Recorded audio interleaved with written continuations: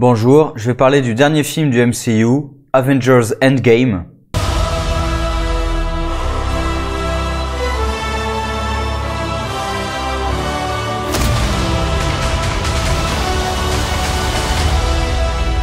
Alors gros film que tout le monde attend, qui va certainement exploser pas mal de records. Je vais quand même faire une partie sans spoil, puis une partie spoiler, même si je pense que tous ceux qui ne veulent pas se faire spoiler le film fuient Internet comme la peste. Mais voilà, je vais quand même faire ça. Avis global sur le film, je suis un poil déçu. J'ai bien aimé, j'ai pas tellement vu passer les 3 heures, parce que quand même, 3 heures de film, j'ai pas tellement vu passer les 3 heures. Je trouve que la fin est très bonne, elle rend un très bon hommage à la saga. L'ambiance du début me plaît bien. On peut découper en gros le film en 3 morceaux, 3 heures, on peut le découper à peu près en 3 morceaux, pas tout à fait égaux, mais il y a le départ qui prend juste après Infinity War, où Thanos a claqué des doigts, la moitié de toute forme de vie a disparu, et les Avengers ont perdu. Tony et Nebula sont à la dérive dans l'espace, les Avengers sur Terre ont perdu, Thanos a disparu, la moitié de tout le monde est mort. Et on prend dans une ambiance du coup assez dépressive, et à juste titre. Ça continue encore un petit peu, il y a des choses très surprenantes qui se passent dès le début, donc je peux pas en parler là, mais il y a des choses très surprenantes dès le début. Mais on reste dans une ambiance assez déprimante, malgré quelques petites blagues par-ci par-là. Puis ensuite, il y a un gros morceau où il y a l'intrigue du film vraiment qui est là-dedans. C'est un peu long à démarrer du coup, mais en même temps, j'ai pas forcément détesté ça, au contraire, j'ai plutôt bien apprécié ça. Et ensuite, il y a le gros morceau de l'intrigue. Puis, à la toute fin, il y a la résolution de tout ça avec... Bon, là, c'est pas un spoil, il y a un gros combat à la fin. Voilà, à la fin d'un blockbuster, il y a un gros combat, voilà. Qui m'a paru à la fois trop long, à la fois... voilà, c'est un peu bizarre, c'est à la fois trop long et à la fois... pas assez, mais j'y reviendrai plutôt en partie spoil. Et la toute fin avec l'hommage qui est rendu à toute cette saga, franchement c'était c'était bon. J'ai bien aimé ça. Je dirais peut-être mon reproche principal au film, c'est il y a les grosses facilités scénaristiques sur lesquelles je reviendrai. Vraiment, il y en a des moyennes et puis il y en a des gigantesques. Il y en a une qui est gigantesque. Il y a quelques petites facilités d'écriture, voilà, tout ça c'est forcément que du spoil. Peut-être quelque chose qui m'a dérangé que je peux dire sans spoil, c'est Thanos pour moi est dénaturé. Honnêtement, à la fin du film, je me suis dit que l'objectif de Thanos en tout cas, et du coup le personnage en lui-même, est dénaturé par rapport à ce que j'ai vu dans Infinity War. Et c'est un peu ça le truc, c'est que pour moi Infinity War est largement supérieur à ce film. Alors, largement, j'exagère peut-être, mais c'est aussi que j'avais beaucoup d'attentes forcément sur Endgame.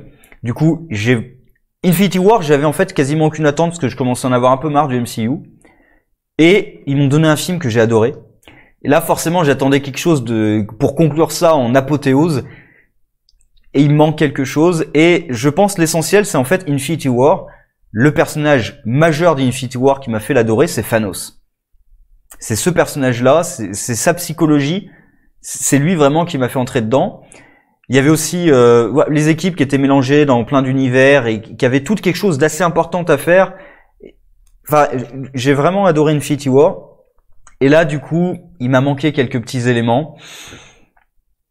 Dommage. Après, voilà, c'est difficile d'en parler sans spoil. Qu'est-ce que je peux dire? Alors le film, vraiment, c'est un film dédié aux premiers Avengers. Donc c'est pour ça conclut bien quand même l'arc. Parce que du coup là jusqu'à la phase 3 ils ont décidé d'appeler ça la saga Infinity. Ça conclut plutôt bien cette saga. L'hommage qui est rendu est très bon et c'est un hommage et du coup c'est un film qui est plutôt axé sur les Avengers, même plus particulièrement sur les premiers Avengers vraiment, avec une ouverture de toute façon il y a déjà plein des nouveaux Avengers genre Strange, T'Challa, Spider-Man qui de toute façon ont été tués dans Infinity War. Donc forcément, dans le film, on se doute bien qu'ils vont pas prendre un rôle prédominant dès le départ du film, forcément, même si tout le monde se doute, sans spoiler, tout le monde se doute qu'il va y avoir beaucoup de résurrections. Donc les Avengers, les anciens Avengers ont quand même la place prédominante. Après, il y a aussi beaucoup d'humour dans ce film. Vraiment beaucoup d'humour. Il y en a qui marchent très bien. Il y en a qui tombent à plat et il y en a qui sont vraiment lourdes. Je pense à tout l'humour sur Thor, que j'ai trouvé plutôt sympa au départ. Puis ça s'éternise, et ça s'arrête jamais en fait. Et c'est lourdingue. À la fin, franchement, j'ai trouvé ça très lourdingue. Bref, je pense que je vais partir sur des spoils pour vraiment pouvoir développer tout ce que j'ai à dire sur ce film. Mais mon avis, c'était bon. Voilà, j'ai passé un bon moment. J'ai pas tellement vu les 3 heures passer. Un peu déçu quand même par pas mal de choses. Je le trouve en dessous d'Infinity War, clairement. Mais j'apprécie grandement l'hommage qu'ils font à cette saga. Et j'ai envie de dire presque, on pourrait s'arrêter là. Honnêtement, on pourrait presque s'arrêter là. J'attends quand même ce qu'ils vont faire dans les phases suivantes avec certains films qui ont été annoncés. Bah déjà, il y a le Spider-Man qui arrive, je l'attends pas du tout. Captain Marvel, j'attends pas du tout ce qu'ils vont faire avec elle, alors, mais vraiment pas du tout. Il y a les films Doctor Strange et Black Panther que j'attends beaucoup. 2 personnages que j'apprécie énormément. Donc j'attends leurs films. Je sais pas ce qu'ils vont nous proposer maintenant. Quel méchant on va avoir. Je sais qu'il y a le projet des Eternals. Donc je sais pas du tout dans quelle direction on va partir. Un des méchants qui a été évoqué, que j'adorerais vraiment voir, pas dans un film mais dans plusieurs films, c'est Doom. S'ils nous font Doctor Doom comme méchant dans peut-être pas dans toute une saga mais dans une phase du MCU, là franchement ils vont me retrouver parce que c'est vraiment un méchant que je veux voir, qui a été assez maltraité dans ses adaptations live. Ça me ferait vraiment plaisir de la voir. Bref, je vais partir sur du spoil. Donc c'est maintenant. Le film commence avec, comme j'ai dit, Tony Stark qui est à la dérive dans l'espace, qui se fait sauver par Captain Marvel. Captain Marvel d'ailleurs qui est très absent du film, et j'ai envie de dire heureusement, parce qu'il y a que 2 séquences où elle est présente, c'est au début et à la fin.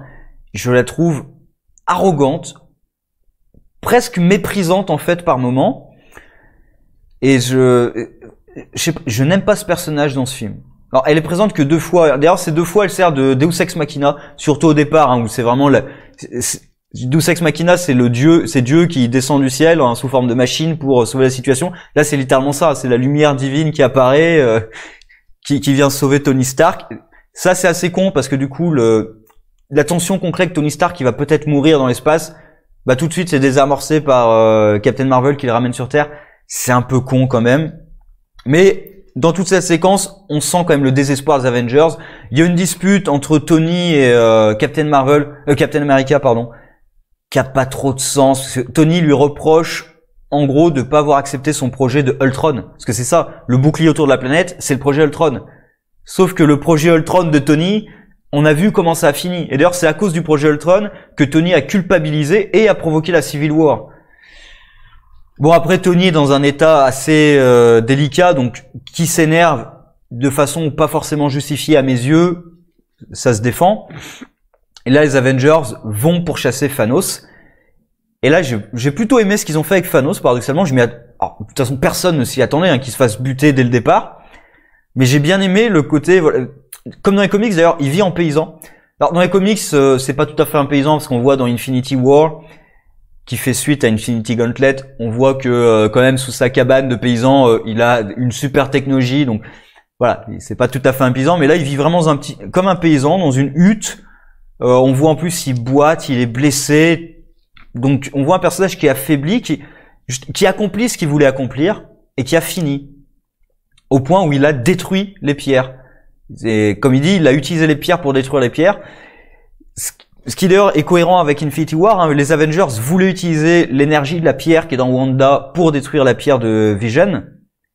Et c'est ce qu'a fait Thanos, pour empêcher quiconque de pouvoir réutiliser les pierres. Et donc Thor qui pète un plomb et qui le décapite d'un coup. Et là, qu'est-ce qu'on fait? Qu'est-ce qu'on fait? Il y a plus rien à faire, les pierres sont perdues, on peut pas ressusciter les gens.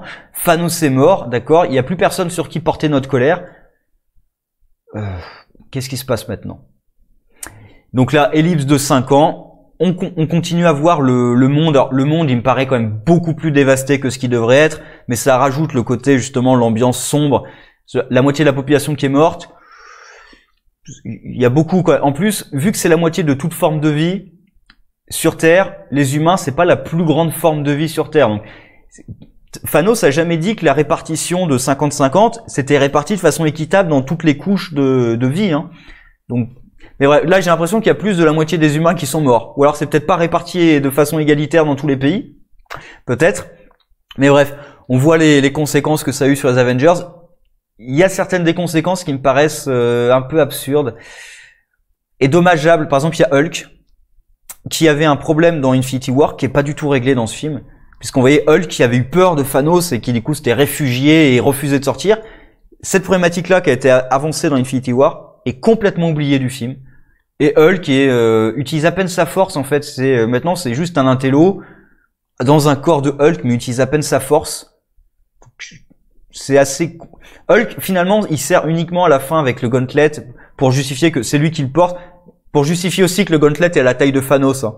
Parce que... D'ailleurs, amusant, là, je pars sur le gauntlet, mais Thanos avait la main gauche.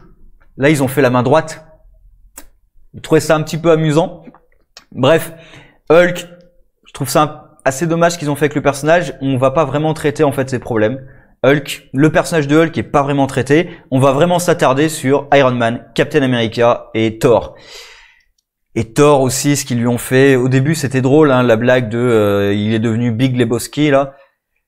Même quand au meeting, j'ai continué à trouver ça drôle, mais à la fin, même au combat final, bon, au moins quand il se bat, ils font plus de blagues sur lui. Hein, bon, il va pas picoler en plein milieu d'un combat, mais je sais pas. Et surtout, je trouve pas que ce soit cohérent avec le personnage. Puisque il est dans l'idée que j'ai échoué, j'ai pas réussi à empêcher Thanos. D'ailleurs, même Rocket lui dit, mais personne n'a réussi à l'empêcher. Mais surtout, Thor ne savait même pas que Thanos voulait tuer la moitié de la population quand il l'a attaqué dans Infinity War. Lui, il l'a attaqué pour venger les Asgardiens. Donc il avait déjà échoué. Il l'a attaqué pour venger son frère, pour venger les Asgardiens. Et je pense, je me souviens plus, mais je crois qu'il n'était pas du tout au courant du plan en fait.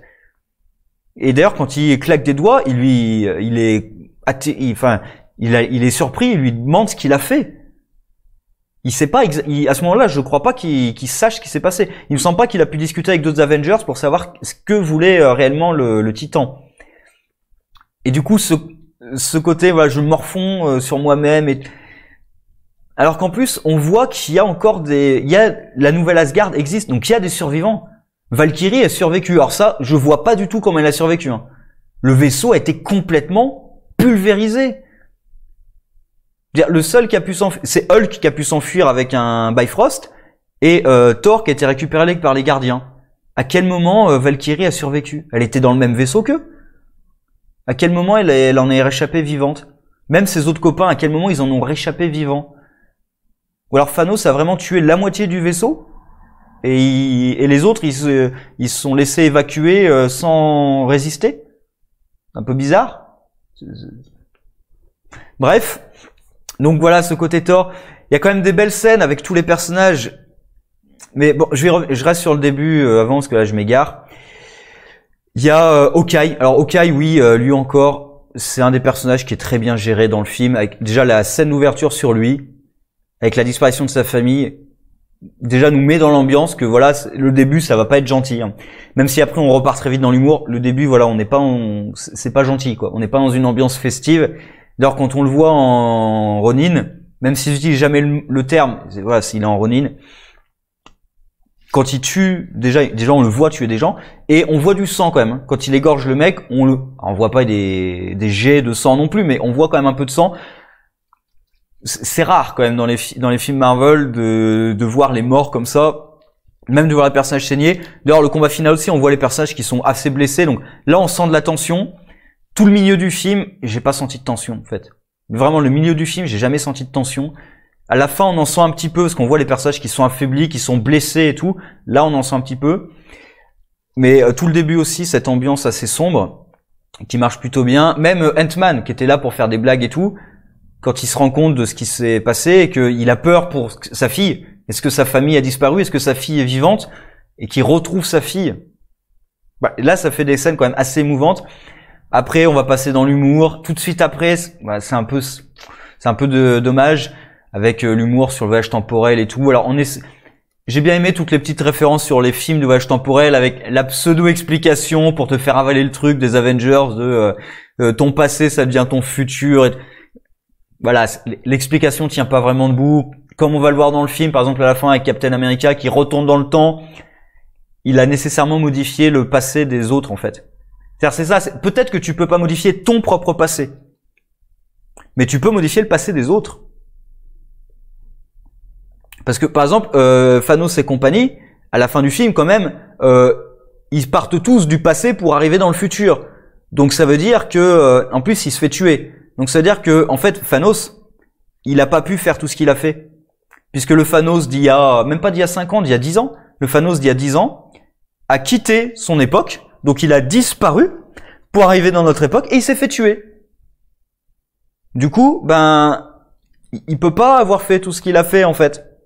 Ça marche pas. Mais c'est pas grave, on n'y pense pas pendant le film, mais voilà. De toute façon, le voyage temporel, c'est dur. Voilà, le voyage temporel, c'est compliqué. J'ai cru à un moment peut-être qu'ils allaient parler de dimensions parallèles avec la physique quantique, les trucs miroirs. J'ai pensé peut-être dimension parallèle. Non, voyage temporel qui sert essentiellement, faut être honnête, à justifier de créer des scènes nostalgiques pour rappeler des grands moments de la saga, créer des scènes nostalgiques avec les personnages, genre Thor qui retrouve sa mère, Captain America qui revoit Peggy, Iron Man et son père. C'est des scènes qui marchent très bien en tant que telles. Mais le scénario est un peu faible et on sent que le scénario est vraiment là pour justifier d'avoir des scènes nostalgiques et nous faire plaisir. Donc, ça me fait plaisir, mais je sens que c'est fait exprès pour ça. Et en tant que tel, en fait, récupérer les pierres, c'est pas vraiment un enjeu. C'est pas vraiment un enjeu. C'est comme Dragon Ball. Quand on a passé toute une saga à récupérer les Dragon Ball, le fait de les récupérer à nouveau, c'est plus un enjeu. Du coup, t'expédies ça. Et là, l'enjeu du film pendant près d'une heure, voire plus, c'est de récupérer les pierres. Sauf qu'on les a déjà récupérées, les pierres. Et comme en fait, il y a littéralement aucun obstacle au personnage, ils sont obligés d'en créer avec un outil scénaristique absurde qui sort de nulle part, c'est Nebula, qui d'un coup se connecte en réseau avec l'autre Nebula du passé, et elles partagent leurs souvenirs d'un coup comme ça, sans aucune raison. Sans même que la Nebula du futur se rende compte de ce qui se passe. Ça sort complètement de nulle part. Ça n'a aucune justification, hein, honnêtement. C'est juste pour qu'il y ait une menace. Parce que sinon, si Thanos n'apprend pas ce qui se passe, les Avengers réunissent les pierres, ils ressuscitent tout le monde, c'est fini. Il n'y a pas d'obstacle. Ils ont aucun obstacle sur leur route, en fait. Donc, c'est assez absurde. Mais voilà, comme je dis, il y a des très bonnes scènes quand même. Alors, il y a une scène qui m'a été polluée un peu, en fait, par ce qu'il y a autour du film. C'est Black Widow et Hawkeye qui doivent se sacrifier. D'ailleurs, je suis pas sûr que ça marche parce que finalement, c'est pas Hawkeye qui sacrifie Black Widow. C'est Black Widow qui se sacrifie. Alors que normalement, pour la pierre, c'est toi qui dois sacrifier quelque chose. Donc, je suis pas tout à fait sûr que ça marche, mais on va dire, ça aurait été dégueulasse de faire ça à Hawkeye. Finalement, elle se sacrifie et ça marche pas parce que c'est pas lui qui l'a sacrifié. Ça aurait été dégueulasse de lui faire ça. Bref. Là, le problème, en fait, que j'ai dans cette scène, c'est la scène marche plutôt bien, mais en fait, quand j'ai vu le truc, je me suis dit, mais il y a un film Black Widow. Et ça, en fait, j'ai été pollué par ça. C'est pendant toute la scène, je me dis, mais ils peuvent pas la tuer. Il y a un film Black Widow. Et d'ailleurs, comme à un moment, ils parlent de peut-être la ressusciter, je dis, ah, bah, c'est comme ça. Ah, bah non, finalement, ils le font pas. Il y a Hulk à la toute fin qui dit qu'il a essayé, qu'il a vraiment essayé de la ressusciter au dernier moment. Je pense pas j'espère en tout cas qu'ils vont pas utiliser ça comme justification de non, mais finalement, elle est encore en vie. Franchement, j'espère vraiment qu'elle restera morte. Mais j'attends son film, et du coup, j'espère que son film va se passer, peut-être entre ses 5 ans. Pourquoi pas. Sur ses origines, peut-être. Parce qu'après tout, on a cette période de 5 ans qu'on peut continuer à utiliser. Donc, je sais pas. Iron Man, avec sa fille aussi, il y a des scènes qui marchent très bien avec sa fille, qui sont assez touchantes. Donc voilà, il y a des très bonnes choses dans ce film. À la toute fin, donc comme je dis, Thanos apprend que les Avengers veulent récupérer les pierres, et en fait, quand Thanos débarque dans le présent, enfin dans le futur du coup, parce que c'est 5 ans plus tard par rapport aux événements, là je trouve le personnage dénaturé. Dans plusieurs phrases, déjà dans son objectif, où il dit, voilà, je pensais que tuer la moitié de toute forme de vie, ça allait permettre à l'univers de s'épanouir. Voilà. Ce qui est assez absurde, hein, parce que si tu tues la moitié de toute forme de vie, bah, les formes de vie, elles continuent à se repeupler, en fait. Hein. Je veux dire, rien que sur Terre, il y a eu plusieurs extinctions majeures des espèces, et la vie est réapparue encore et encore. Hein. Donc, c'est pas en tuant la moitié de la vie que tu vas empêcher ça, mais bref, peu importe. Et là, il arrive à la conclusion de je vais détruire tout l'univers, même pas tuer tout le monde. Il n'arrive pas à la conclusion de je vais tuer tout le monde et je vais ressusciter ensuite. Non, il arrive à la conclusion de je vais tout détruire. Alors, pour protéger l'univers, tu vas détruire tout l'univers. Comment ça marche? Sérieusement, comment ça marche? C'est le truc, c'est pour empêcher les humains de détruire la Terre, je vais détruire la Terre. C'est un peu con quand même. Et ensuite, je recrée l'univers. Ouais, bon, franchement, j'attendais que je vais dominer le monde. Franchement, j'attendais que ça et ça partait complètement en vrille.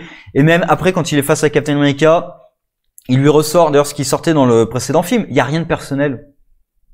D'ailleurs, quand il dit tout ce que j'ai fait, d'ailleurs, il y a même un truc bizarre, parce que quand il est face à Scarlet Witch, il dit quelque chose que j'ai plutôt bien aimé dans la situation, c'est je ne sais même pas qui tu es. Ce qui est logique, il sait pas du tout qui sont ces personnages, en fait. Enfin, il les connaît un tout petit peu de par Loki, en fait, de par l'attaque échouée sur Terre. Sinon, il les a jamais vraiment affrontés. Donc, quand il dit il y a jamais rien eu de personnel, mais en fait, il les a attaqués qu'une seule fois. Mais bref, il dit ça, et juste après, il enchaîne sur « Mais je vais prendre énormément de plaisir à détruire votre planète. » Et c'est là où, pour moi, le personnage, je le perds, en fait. Moi, j'aimais dans Infinity War le fait qu'il pense sincèrement que ce qu'il fait est juste. Et c'est ça qui en fait un vrai méchant, un bon méchant plutôt. Il pense sincèrement que ce qu'il fait est juste. Et pour revenir, alors je pense à Doom. Doom aussi pense sincèrement que pour sauver le monde et l'humanité, il faudrait qu'il la domine. Il pense sincèrement que ce qu'il fait est bon. Et c'est ça qui fait que c'est bien, c'est que le méchant, c'est pas un grand méchant. Dans son histoire, c'est lui le héros. Pour lui, c'est lui le héros, et c'est les autres qui se trompent. Et là, il dit clairement, je vais apprécier de tous vous tuer.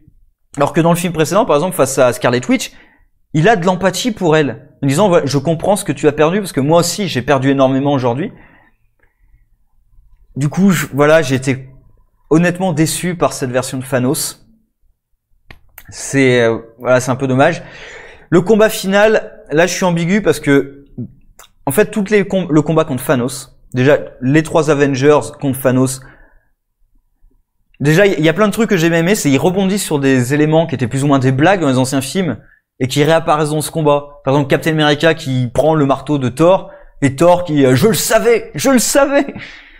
Ça fait plaisir. Il y a même un détail, par exemple, Spider-Man qui active le instant kill. Puisque dans son film, à un moment, il y avait le instant kill et oula, c'est quoi ce truc? Je veux tuer personne, moi. Et là, il se fait encercler de partout. Instant kill.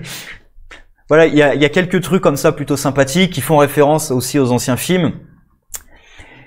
Et donc le combat des 3 Avengers contre Thanos est plutôt bien. La dernière partie, Thanos qui se bat pour récupérer le gant, un peu comme justement son combat dans Infinity War sur Titan. Cette partie me plaît plutôt. Par contre, tout le gros truc avec l'armée et tout, bof. En fait, le moment où tous les Avengers débarquent avec Strange qui ouvre les portails et tout, et on voit T'Challa qui sort du portail, ça, c'était le moment épique. Et après, pour moi, ça retombe, en fait, et le combat, je m'en fous. C'est pour ça, à la fois, je le trouve un peu longué, parce que j'arrive pas à être dedans, et à la fois, parce qu'en plus, on va sur chacun des personnages, on va dans la bataille, et puis on s'arrête. C'est-à-dire, on voit un personnage, on s'arrête un petit peu sur lui, genre Peter ou qui se fait prendre un coup de genou par Gamora. Voilà, on va s'arrêter sur quelques petits trucs comme ça et du coup c'est un peu long. Mais en même temps, oui, si on montrait, ils veulent montrer trop de personnages en fait, c'est un peu ça. Alors, ils auraient peut-être dû juste se concentrer sur justement les gros Avengers. Peut-être montrer quelques petits combats par-ci par-là, genre Spider-Man et compagnie. Ou peut-être juste les réutiliser uniquement pour le segment final où ils font un marathon, pas un marathon, un truc de relais là avec le gant. C'est un peu le truc final qui va mener ensuite à l'affrontement contre Thanos direct. Mais je pense qu'ils auraient peut-être dû se resserrer sur les Avengers. Moi, j'attendais vraiment une séquence où il y aurait les gros Avengers, pas toute une armée comme ça, mais vraiment les héros. D'ailleurs, c'est ça le problème à la fin, c'est qu'ils mettent pas que les Avengers. Ils mettent pas que les gros héros qu'on a vus, ils mettent aussi, par exemple, plein de disciples de magie et tout. Donc, on a vraiment toute une armée, là. L'armée de T'Challa aussi, on a vraiment plein d'armées de partout.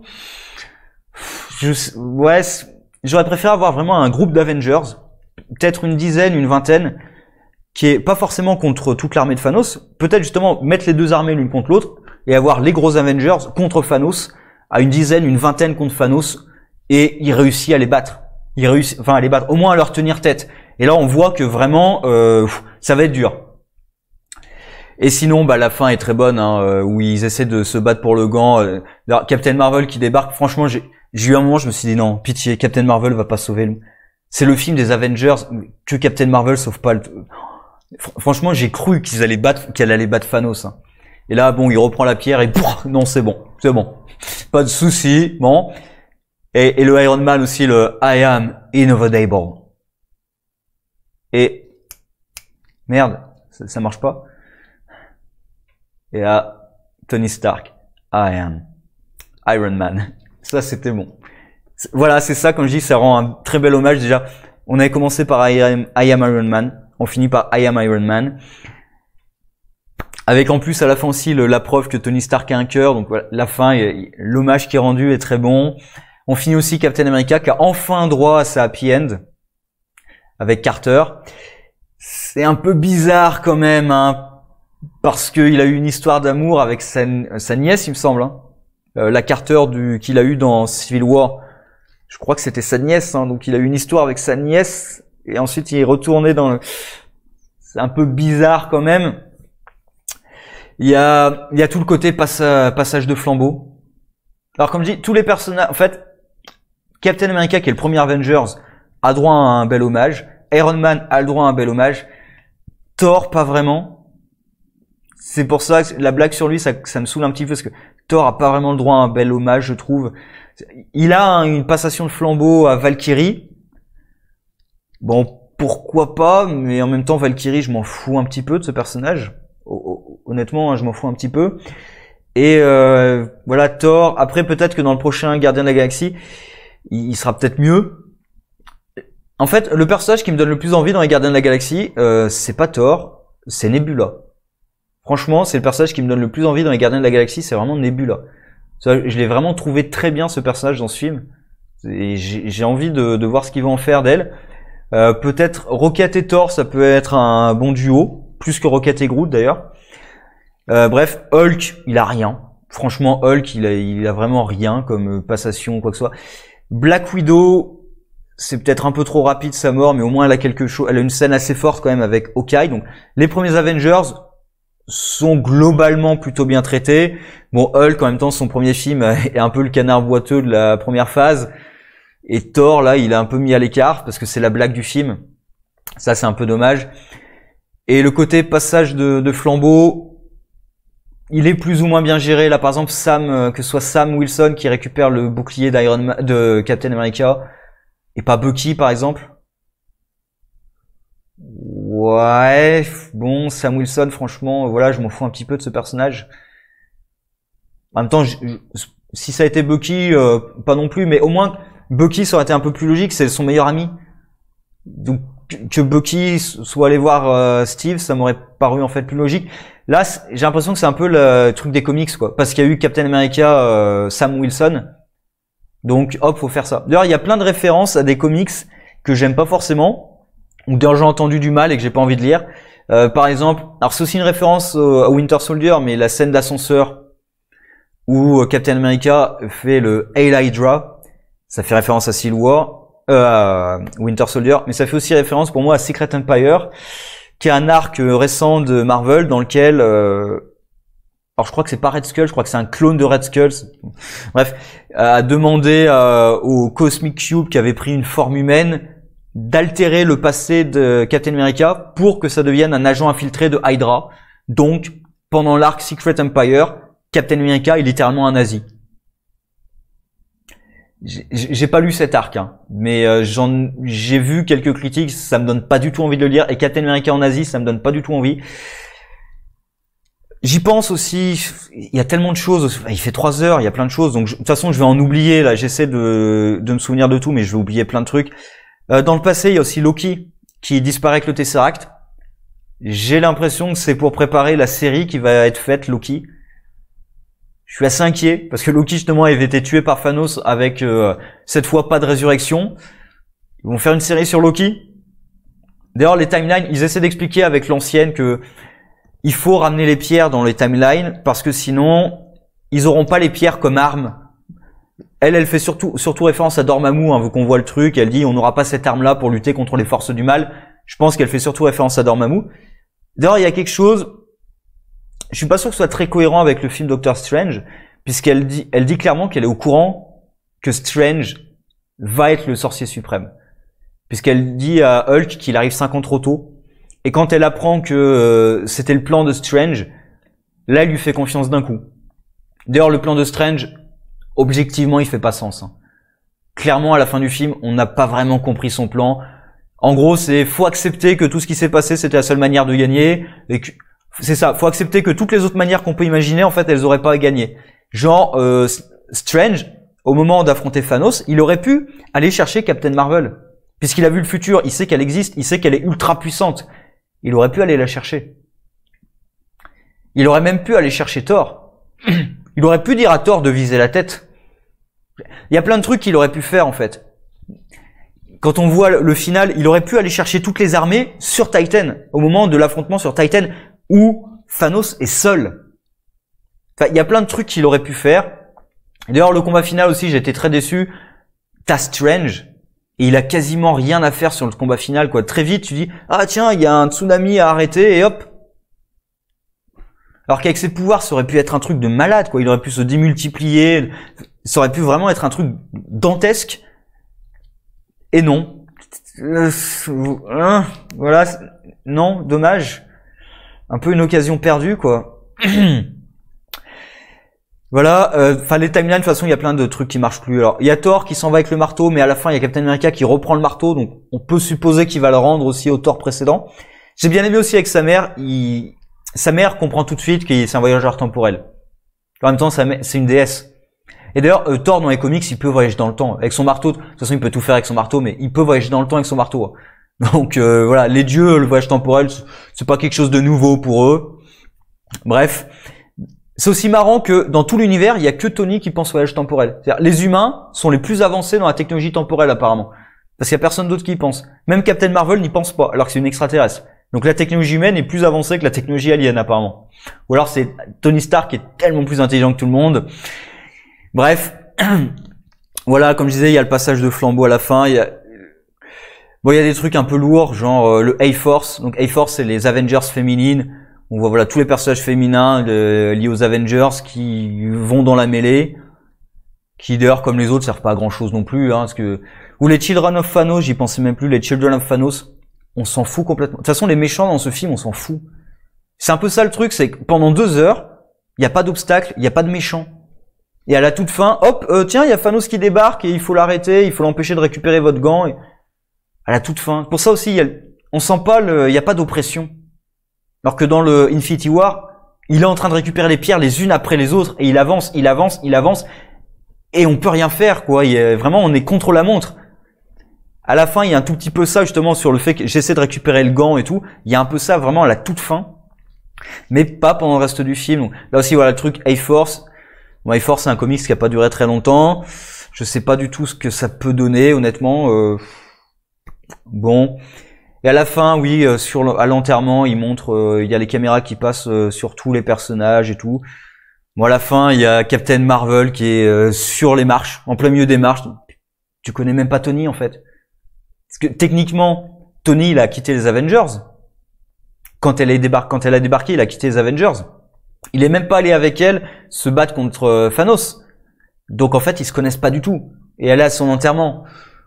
Et c'est surtout elle qui... Alors heureusement, ça se termine pas sur elle, ça se termine sur Nick Fury, qui du coup fait la liaison entre toutes les phases de Marvel, y compris les phases à venir. Donc ça, c'est plutôt bien. Voilà, donc je pense que j'ai évoqué pas mal de choses, peut-être un peu trop, hein, j'espère que... Enfin, j'ai fait long, hein. Oui, j'ai fait un peu long. J'ai passé un beau moment, je vois pas pourquoi je le déconseillerais honnêtement, et puis de toute façon, voilà, vous avez pas besoin que je vous conseille ou que je vous déconseille quoi que ce soit, hein. Faut pas plaisanter. Un petit peu déçu, je reverrai plutôt Infinity War avec plus de plaisir, je pense que je le reverrai quand même. Mais voilà, ça marque quand même la fin de 11 ans, de 22 films. Donc ça fait quand même quelque chose. Il y a des grosses scènes d'émotion. Après, je trouve que le scénario ne mérite pas forcément justement ça. Le film marche plus sur l'émotion qu'on a nous en tant que spectateurs que sur le film en lui-même. C'est un peu dommage, mais voilà, il y a des trucs qui font très plaisir. Captain America qui a le marteau et tout. Enfin, il y a des trucs très plaisants. Thanos, oui, alors Thanos qui se met en maître de l'air. Quand il agite sa double lame, là, c'est le maître de l'air. Là. Voilà. Je vais m'arrêter là. Sur ce, au revoir.